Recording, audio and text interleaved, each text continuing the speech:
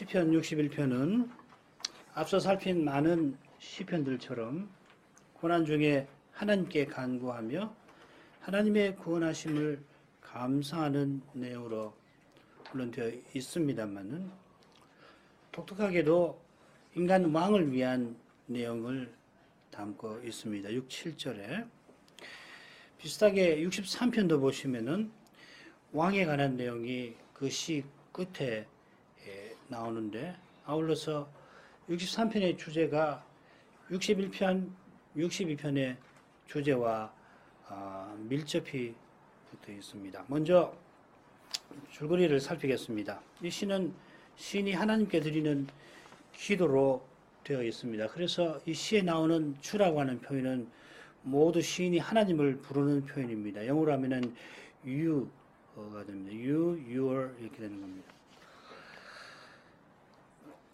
5 부분으로 단락으로 나누겠는데 1, 2절은 하나님의 내 기도를 들으시고 나를 높은 바위 위로 인도하소서 하는 거고 3, 4절은 주는 나의 피난처와 망대이시고 내가 주의 장막에 영원히 거하며 주의 날개 아래 피하겠습니다. 5절은 하나님이 내 소원을 들으셨고 유업을 주셨다 하고서 유독 과거형으로 되어 있습니다. 과거 일을 이야기합니다. 6, 7절은 왕에 관한 이야기인데 왕을 장수하게 하시고 그가 하나님 앞에 거하게 하소서 하나님 앞에서 영원히 통치하게 하소서 하는 내용이고 8절은 내가 주의 이름을 찬송하며 소원을 날마다 이행하겠습니다 하는 고백입니다. 말씀드린 대로 이 시는 시인의 부르짖는 간구로 시작해서 영원히 찬송하리라 하는 고백으로 끝납니다. 시인이 땅 끝에서부터 부르짖는데 그 이유는 물론 원수와 붙어 있습니다. 원수로부터 건져주시기를 바라며 부르짖는데 하나님이 나의 피난처 견고한 망대이시라고 고백합니다. 땅 끝에 있는 시인의 마음은 주의 장막에 거하기를 바랍니다. 영원히. 시인의 바람은 하나님이 시인의 소원을 전해 들으셨고 기업 주신 사실 위에 서 있습니다. 이어서 시인의 관심은 왕에게로 옮겨갑니다. 둘째 단락에서 시인은 자기가 하나님의 장막에 영원히 거하기를 바랐는데 이제는 왕이 영원히 하나님 앞에 거하기를 바랍니다. 자기가 주의 날개 아래 피하려고 했습니다마는 이제는 하나님이 인자와 진실을 세워서 왕을 보호해 주시기를 구합니다. 시인이 왕일까요? 시의 한가운데에서 서원에 관하여서 고백했던 시인이 다시금 서원을 언급하며 시를 마칩니다. 전에 서원을 들으셨던 하나님께 이제 매일 서원을 드리기를 바랍니다. 1, 2절 있습니다. 하나님이여 나의 부르짖음을 들으시며 내 기도에 유의하소서. 내 마음이 눌릴 때 땅 끝에서부터 주께 부르짖어오리니 나보다 높은 바위 위에 나를 인도하소서. 이 부르짖음 린나라는 말인데 이 표현에서 시인이 처한 실로 어려운 형편을 짐작합니다만은 그런 형편에서도 주의 이름을 부른다는 것은 형통할 때와 똑같이 주님이 함께 하시는 까닭입니다. 여전히 어려운 형편에서 주를 향하여 간절히 들어주십시오 구하는 그 사람은 이미 주님이 먼저 불러주신 사람입니다. 내 기도에 유의하소서 귀 기울이소서 하는 그 마음을 간구하는 소리를 주신 그분이 이미 그에게 약속의 말씀을 주셨던 것입니다. 그 약속의 말씀이 간절한 기도를 우리 안에서 이끌어냅니다. 복된 약속과 너무나 어긋나 보이는 현실에서 탄식하는 그 기도는 실은 약속된 장래의 무거운 영광에 짓눌려 있는 증거입니다. 그 영광의 장래가 지금 여기서 실현의 길을 걷게 합니다. 그것이 유일한 길이니까 영광에 이르는 그 영광을 볼수록 그 길이 선명해지고 또 가벼워집니다. 간절히 기도하는 자신과 현실에 이미 주님의 약속이 이루어져 가는 것을 보는 까닭입니다. 이 자체가 말씀이 이루어지는 증거입니다. 말씀의 거룩한 빛이 비치면은 잠시지만 그것이 환히 보였다가 홀로 있어 자기 생각에, 자기 현실에 갇히면은 그 현실만 마음을 물론 채우긴 합니다만은 그런 우리를 하나님이 말씀으로 찾아오십니다. 아브라함에게 13년 후에 찾아오시듯이 그 말씀이 우리를 더욱 하나님께로 이끕니다. 하나님께 기도하지 않을 수 없게 합니다. 주님만 의지하게 합니다. 2절은 땅끝에서부터 하고 시작됩니다. 땅끝에서부터 주께 부르짖어 오리니 내 마음이 눌릴 그때에. 주님을 간절히 부르는 기도가 어떤 형편과 심정에서 이루어지는지 참으로 아름답게 그려져 있습니다. 죽음의 현실에 절규하는 기도가 이처럼 아름다운 찬송이 되는 길이 하나님의 사랑과 은혜 외에는 없을 겁니다. 하나님의 선하심과 은택이 이제도 이 살벌하고 차가운 세상 가운데 노래가 울리게 하십니다. 시인이 말하는 땅끝이 어딘지 또 뭘 가리키는지 사실 잘 알기가 어렵습니다만은 거기 있어서 내 마음이 눌린다 한 것은 가령 기근이 심해서 어린아이가 자녀가 길거리에서 정신을 잃어버리는 그런 상태, 혹은 어린 가축이 더 걸었다가는 곧 죽게 될 상태와 비슷합니다. 시인이 지금 맛보는 죽음이 그저 생명 잃는 것만 아니라 하는 것이 둘째 단락 내용에 비추어 짐작됩니다. 땅끝에서 마음이 눌리는 형편에서 시인은 주께 피하고 주의 장막에 거하고자 합니다. 땅끝은 무엇보다 성소에서 가장 먼 곳입니다. 시인이 포로되어 먼 나라로 끌려갈 수도 있지만은 하나님을 가까이 하기에 너무나 힘든 처지일 수도 있습니다. 심지어 예배하는 자리에 있지만은 실은 도무지 예배하기 힘든, 도무지 예배드릴 수 없는 형편이 시인에게, 우리에게 땅 끝에 있는 것일 수 있습니다. 살았지만 죽은 것 같은 처지, 하나님이 내게 가장 절실하시지만 하나님이 그러나 내게 너무도 멀리 계신 것 같은, 심지어 나를 버리신 것 같은 처지일 수도 있습니다. 그분의 복된 약속마저 믿기 어려운 처지, 절망만이 마음에 가득한 형편일 수 있습니다. 언약의 나라가 원수에게 짓밟혀 다시는 함께 성소에 나가 예배할 수 없는 그런 처지에 시인이 있는 것 같습니다. 예배할 수 없는 시인이 주께 부르짖으려 합니다. 기도가 본래 이런 불가능한 가능입니다. 부르짖으려 하는 시인은 본래 기도할 자격도 마음도 없던 사람입니다. 우리가 그렇습니다. 기도할 마음도 기도할 자격도 똑같이 하나님이 주시는 선물입니다. 기도할 자격 주시려고 하나님이 자기 아들을 십자가에 내어주셨습니다. 그 아들이 아바 아버지라고 부르짖으신 까닭에 우리도 그러한 심정에 이릅니다. 그리스도 안에서 부르짖는 사람이 즐거운 찬송에도 참여합니다. 천군 천사가 드리는 그 거룩하고 아름다운 찬송에 우리가 장차 참여할 것입니다마는 이제도 주의 은혜와 사랑을 맛본 소박하고 참된 약속이 신자에게 약속되어 있습니다. 참된 찬송은 반드시 주께 부르짖는 기도에 약속되어 있는 것입니다. 주님이 전부이심을 깨닫고 주님을 전부로 고백하는 거기에 참된 찬송이 있습니다. 이 찬송은 주님 외에 무엇이든지 버리려는 그 길에서 울려납니다. 우리에게 전부 되어 주시려고 주님 외의 모든 것을, 심지어 이 생명도 버리게 하시는 그분이 마침내 찬송하게 하십니다. 복된 찬송에 이르게 하시려고 주님은 우리들을 부르짖게 하십니다. 영광에 이르게 하시려고 고난의 길을 걷게 하십니다. 이런 주님의 뜻을 헤아리기가 여전히 결코 쉽지는 않습니다만은 그분의 사랑은 늘 우리 마음을 신기하게 환하게 합니다. 왠지는 모릅니다. 환해요. 주님이 나를 사랑하시니까 환해집니다.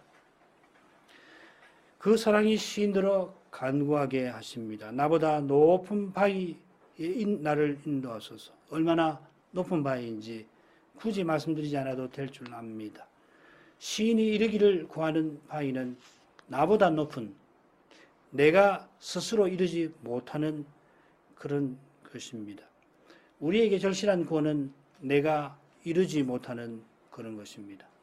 그러나 크고 작은 온갖 일이 실은 주님 안에 있어 우리가 견디고 이깁니다. 우리가 받지 아니한 것 하나도 없습니다. 받는 것이 주는 것보다 언제나 많습니다. 그러나 주는 것도 이미 받은 겁니다.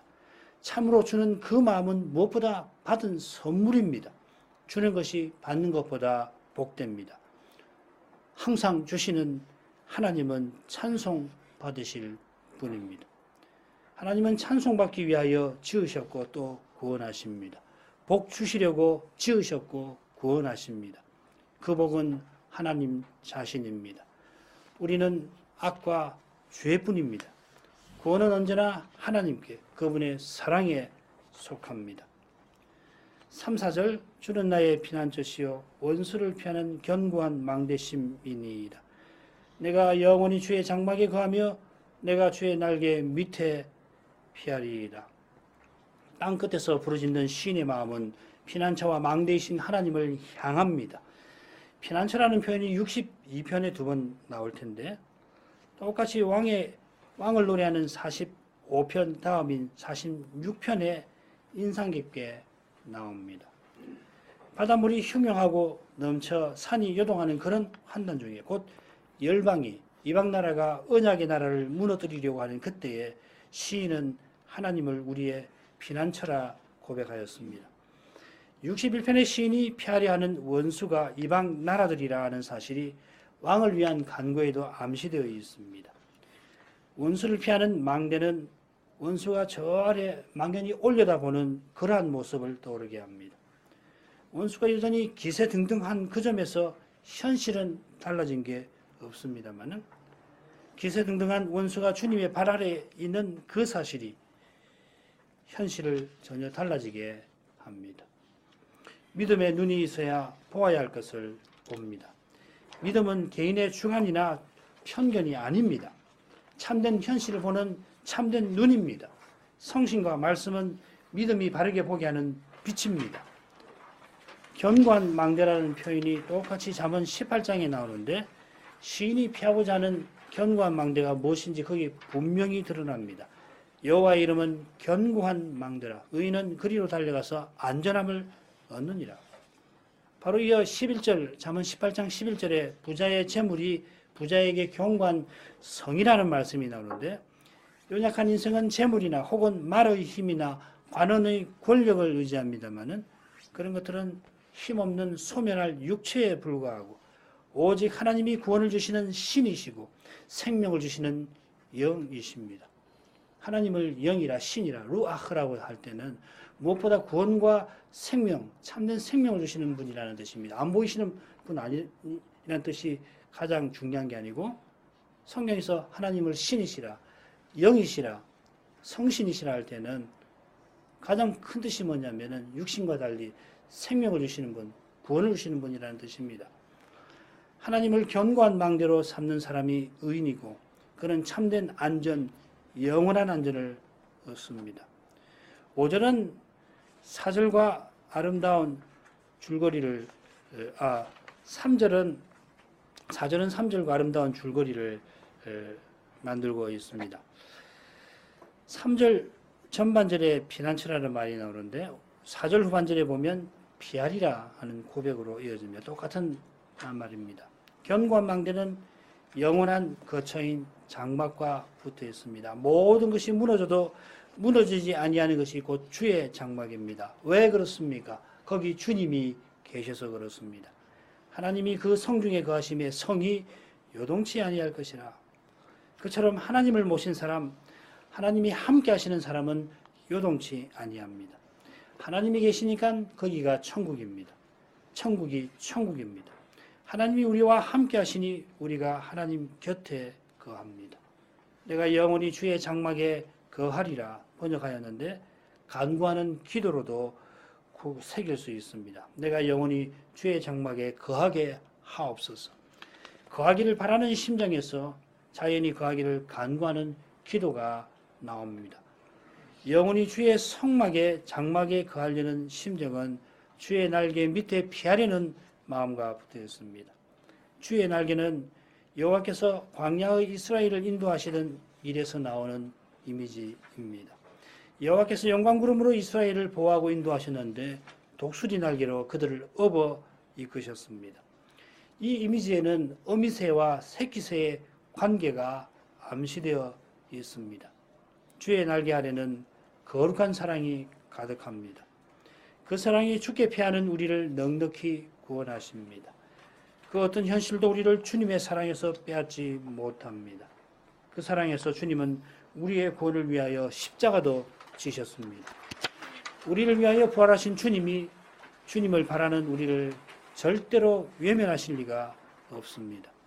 주님이 아니 계신 것 같아 부르짖는 우리의 그 간구가 실은 주님이 이미 함께 하신 생생한 증거입니다. 사울아 사울아 어찌하여 네가 나를 핍박하느냐 하신 대로 주님은 고난 중에 우리와 함께 하십니다. 5절 읽습니다. 하나님의 내 소원을 들으셨고 주의 이름을 경외하는 자의 얻을 기업을 내게 주셨나이다. 5절은 4절에서 시인이 주의 장막과 날개를 바라고 구하는 그 이유를 잘 보여줍니다. 이는 내 소원을 들으셨음이니라. 이렇게 번역해야 더 정확합니다.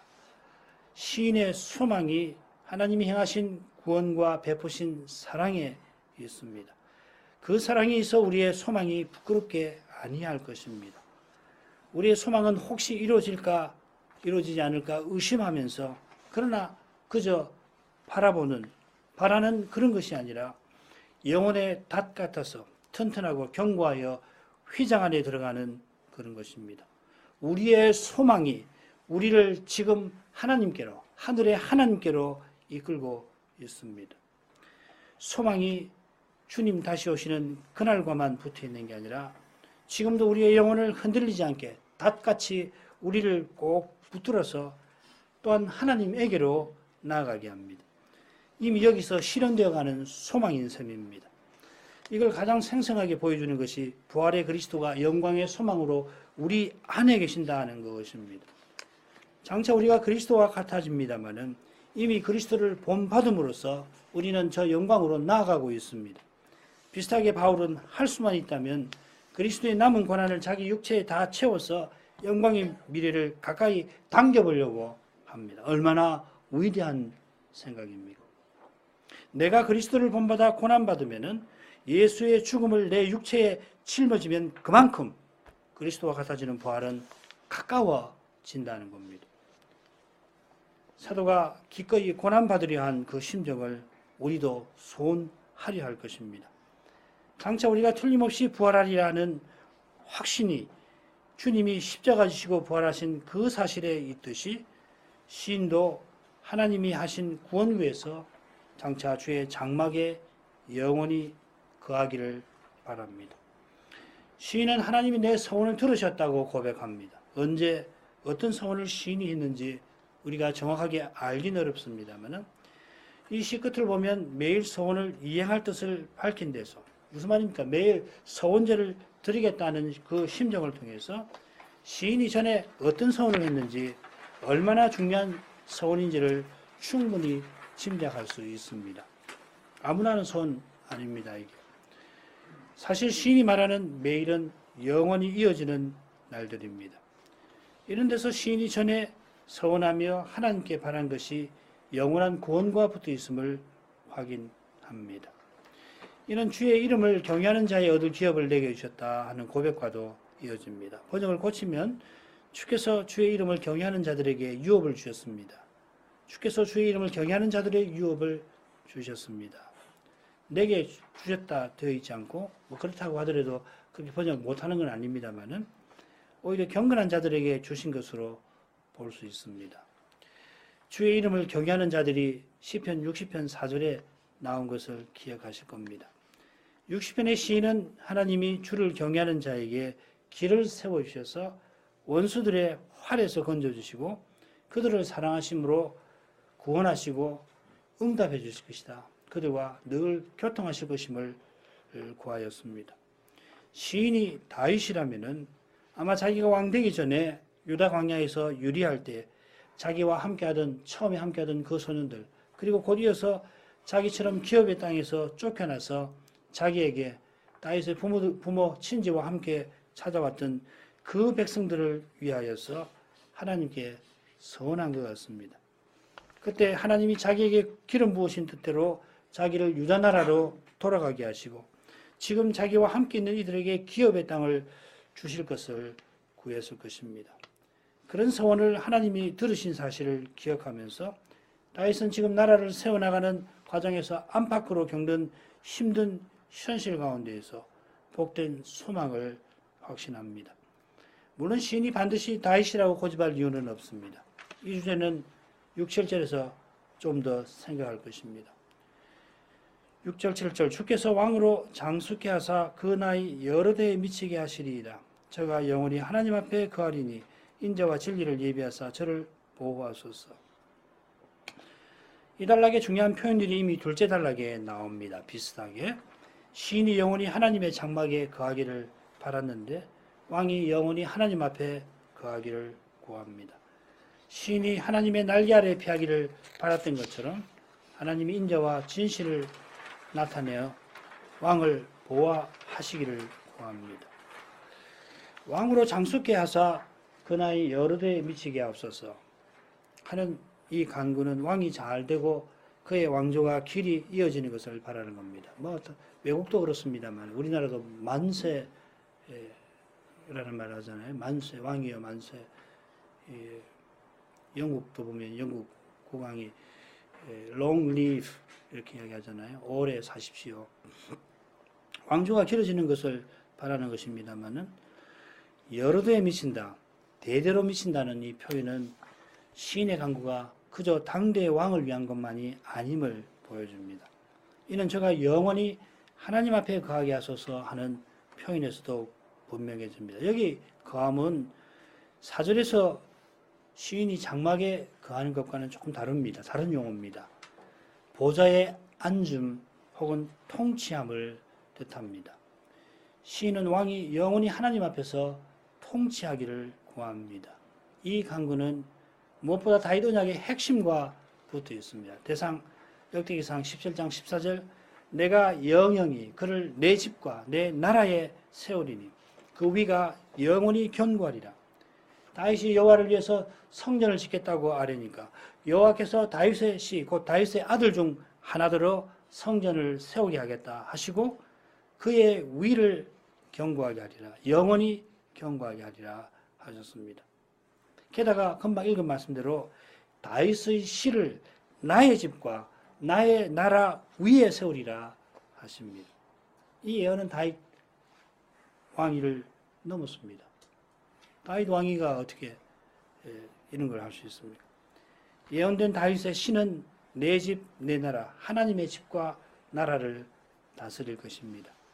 이 예언이 물론 다윗의 아들 솔로몬에게서 부분적으로 이루어집니다만은 오직 메시아만이 이 예언에 가장 온전히 적합하십니다.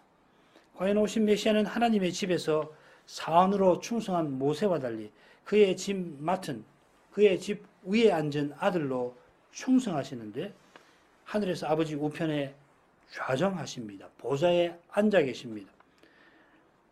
우편에 좌정하신 그분은 멜기세덱 반차를 좇은 대사장, 곧 제사장 왕이십니다.